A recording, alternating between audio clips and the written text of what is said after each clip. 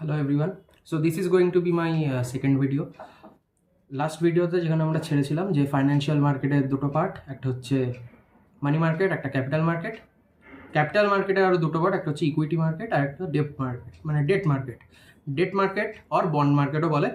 ওটা fixed income থাকে, Warsaw equity market ওটা ভোলাটাইল, ওটা কোনো ফিক্সড ইনকাম থাকে না। ওটা বন্ড মার্কেট থেকে আউট পারফর্মও করতে পারে, আবার বন্ড মার্কেট থেকে যখন মার্কেট ডাউন থাকবে বা রিসেশন বা মার্কেট যখন ক্র্যাশ করবে তখন বন্ড মার্কেটের থেকেও খারাপ ইল্ড দিতে পারে, যেটা আমরা 2020 দেখেছিলাম যখন COVID-19 ক্র্যাশ এসেছিল ইন্ডিয়ান স্টক মার্কেট। শুধু ইন্ডিয়ান স্টক মার্কেটে না, গ্লোবালি একটা রিসেশন মতো এসেছিল, রাদার আমরা ডিপ্রেশনও বলতে পারি সেই টাইমটাকে।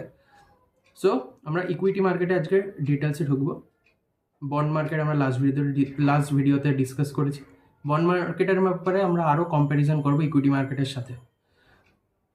So let's start in to equity market. First of all, equity মার্কেটে দুটো পার্ট, যেরকম একটা হচ্ছে প্রাইমারি মার্কেট, একটা সেকেন্ডারি মার্কেট। প্রাইমারি মার্কেট হচ্ছে যেটা কোনো স্টক, কোনো কোম্পানি লিস্ট হওয়ার আগে, স্টক এক্সচেঞ্জে লিস্ট হওয়ার আগে যে প্রসেসটা, সেটা হচ্ছে প্রাইমারি মার্কেটে আসে। যেরকম আইপিও, এখন রিসেন্টলি প্রচুর আইপিও লিস্ট হচ্ছে ইন্ডিয়ান স্টক এক্সচেঞ্জে, বিএসই এনএসিতে। সো আইপিও হচ্ছে ইনিশিয়াল পাবলিক অফারিং। ইনিশিয়াল মানে প্রথম। তো একটা কোম্পানি যেটা স্টক মার্কেটে লিস্ট হওয়ার আগে যেই প্রসেসটা থাকে সেটা হচ্ছে IPO, initial public offering. So list হতে গেলে একটা প্রসেস ফলো করতে হয়, সেটা আইপিও। যেরকম লেন্সকার্ট এনেছে কিছুদিন আগে, মিশো এনেছে, বাম্পার পারফরমেন্স করেছে, মানে খুবই ভালো পারফরমেন্স করেছে মিশো। মোর দ্যান 50-60% রিটার্ন দিয়েছে Meesho on the listing date. So initial public offering হচ্ছে এখন যে কোনো একটা আনলিস্টেড কোম্পানি, যেরকম ধরো আমুল একটা আনলিস্টেড কোম্পানি, সেটা লিস্টেড নেই স্টক এক্সচেঞ্জে, বাট যদি ওটা লিস্ট হতে চায় তাহলে ওটাকে একটা প্রসেস ফলো করতে হবে, সেটা হচ্ছে আইপিও প্রসেস। সেটা কে রেগুলেট করে? আইপিও প্রসেস রেগুলেট করে SEBI, SEBI, security and exchange board of India. So আইপিওর প্রসেস দিয়ে ওটা স্টক এক্সচেঞ্জে লিস্ট হতে পারবে। সো আইপিওর মতনই এফপিও বলেও একটা আছে, সেটা হচ্ছে এফপিও মানে follow on public offering. Follow on public offering মানে সাপোজ একটা কোম্পানি যেটা অলরেডি লিস্টেড হয়ে গেছে, আইপিও এনে দিয়েছে, লিস্টেড হয়ে গেছে, for example Tata Steel, Tata Motors, Vodafone Idea, etcetera. So ওগুলো অলরেডি লিস্টেড আছে, বাট ওগুলো যদি কোম্পানি যদি চায় তাহলে আবার আইপিও আনতে পারে। এটাকে যখন সেকেন্ড টাইমে আনবে সেটাকে আমরা আইপিও বলবো না, বিকজ ইনিশিয়াল মানে ফার্স্ট একটা টাইমে চলে এসছে। সো ওটাকে আমরা আর ইনিশিয়াল বলবো না, আমরা ওটাকে বলবো এফপিও, মানে follow on public offering. So initial IPO মানে ইনিশিয়াল টাইমে যেটা আসছে সেটা হচ্ছে, মানে ফার্স্ট টাইম যখন লিস্টেড হচ্ছে সেটা হচ্ছে আইপিও। ওয়্যারাস যদি ওটা আবার সেকেন্ড টাইম রিটেলার্সদের কাছ থেকে ইনভেস্টমেন্ট নিতে চায় তাহলে ওটা ফলো অন পাবলিক অফারিং হবে। যেরকম ভোডাফোন আইডিয়া মোস্ট প্রবাবলি 2023 লাস্টে কিংবা 2024 ফলো অন পাবলিক অফার এনেছিল ভোডাফোন আইডিয়া। সো ওটা হচ্ছে ভোডাফোন আইডিয়া, এফপিও ছিল। ভোডাফোন আইডিয়ার আইপিও অনেকদিন আগেই চলে এসেছিল, আর ভোডাফোন আইডিয়ার এফপিও লাস্ট 1 কি 2 ইয়ার্স আগে এসছে। সো এটা হচ্ছে basically difference between FPO and IPO.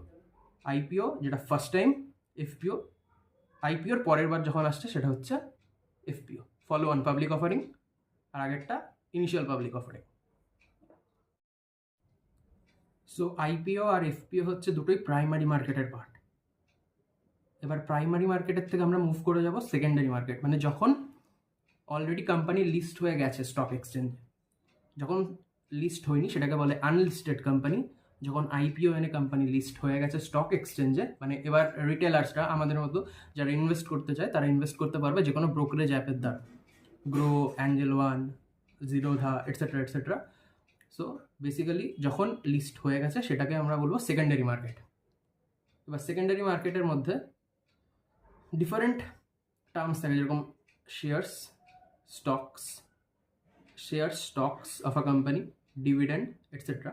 So shares of a company আর স্টকস অফ আ কোম্পানি আমরা ওটাকে সিনোনিমাসলি ইউজ করবো। খুব বেশি যে ডিফারেন্স আছে সেরকমটা না, বাট আমরা ওটাকে সিনোনিমাসলি ইউজ করতে পারি, মানে ইন্টারচেঞ্জেবলি ইউজ করতে পারি। So what are stocks or shares? ইন্টারচেঞ্জেবলি আমরা ইউজ করবো। সো বেসিক্যালি স্টকস আর শেয়ার্স হচ্ছে একটা কোম্পানির হিস্সেদারি, একটা কোম্পানির পার্ট, যেটা যদি তুমি সেটা কেনো, তুমি কোম্পানির ইনডিরেক্টলি বা ডাইরেক্টলি তুমি বলতে পারো তুমি একটা ওনার, যতই তোমার কাছে একটা লিমিটেড অ্যামাউন্ট অফ স্টকস থাকুক না কেন, বাট তুমি একটা কোম্পানির একটা ওনার।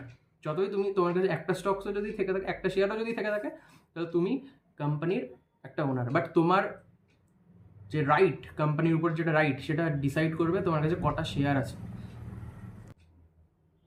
শেয়ার আছে, তোমার কাছে out of the total number of shares যে কোম্পানি ইস্যু করেছে। সাপোজ একটা কোম্পানি ইস্যু করেছে টোটাল 1,00,000 শেয়ার্স।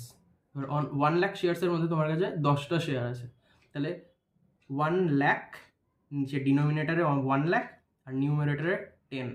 সো 1/10,000 হচ্ছে তোমার পার্ট, তোমার ভোটের। তুমি এখানে এরকম আছে টার্ম যে যখন কোম্পানিজ মিটিং করে, বোর্ড মিটিং করে, সেরকম রাইটস থাকে, যারা শেয়ার হোল্ডার তাদের কাছে রাইটস থাকে। কোম্পানি যে কোনো ডিসিশন যখন নেবে, তাদের যারা শেয়ার হোল্ডার্স, তাদের যারা প্রোমোটার্স, তাদের কাছ থেকে ডিসিশন নেয়। সো তোমার যা শেয়ার হোল্ডিং 10টা স্টক আউট অফ 1,00,000, সো তোমার যা ভোটিং রাইট হবে সেটা 1/10,000। সো এটা হচ্ছে তোমার ভোটিং এর রাইট।